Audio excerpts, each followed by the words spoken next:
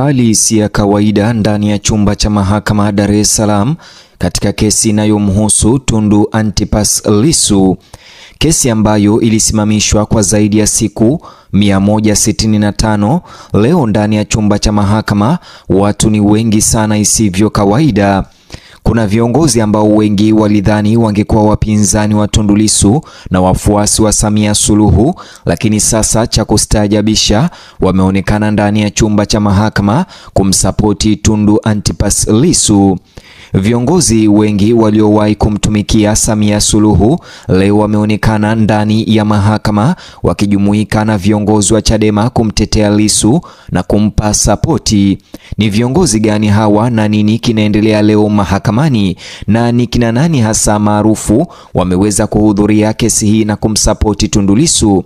Kabla ya tusonge mbele, chukua sekunde yako moja, like video hii kisha subscribe na ubonyeze alama ya kengele. Baada ya miezi mitano na nusu ya kusimama kwa kesi hiyo au kuahirishwa, kesi ya uhaini inayomkabili Tundu Lissu hatimaye leo imerejea kwa nguvu kubwa, na hali iliyopo nje na ndani ya ukumbi namba 1 wa Mahakama Kuu ya Tanzania asubuhi ya leo inatoa picha kamili isiyo kawaida ya maana ya tukio hili kwa Tanzania nzima. Kesi ambayo hatua yake ya mwisho ilifikiwa tarehe 24 Februari mapema mwaka huu 2026 hatimaye inaendelea leo. Mtu ambaye amekuwa gereza la Ukonga kwa miezi 16, ambaye aliwasilisha hoja zake za awali za kupinga kesi, akamshinda mpaka mkurugenzi wa mashtaka DPP katika mahakama ya rufani. Simzungumzi mwingine na mzungumzia Tundu Lissu, na leo amerejea katika ukumbi huo wa mahakama, na hakurejea kimya kimya. Idadi ya watu waliojitokeza katika kituo cha usajili wa Mahakama Kuu leo jijini Dar es Salaam asubuhi ni kubwa mno.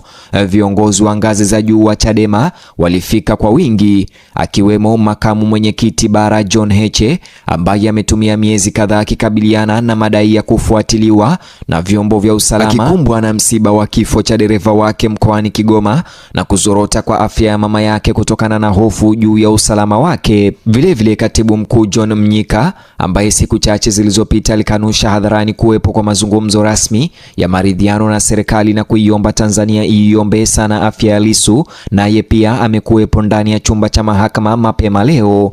Mwingine ni kiongozi ambaye aliwahi kuitoroka Chadema na kumtumikia Samia Suluhu kwa muda, na mpaka uchaguzi ulipofanyika alikuwa akiwania kiti kwa jina la CCM na hatimaye kurudi Chadema. Si mwingine ni mchungaji Peter Msigwa, kada wa Chadema na mchambuzi wa masuala ya kisiasa, ambaye maoni yake yamekuwa sehemu muhimu ya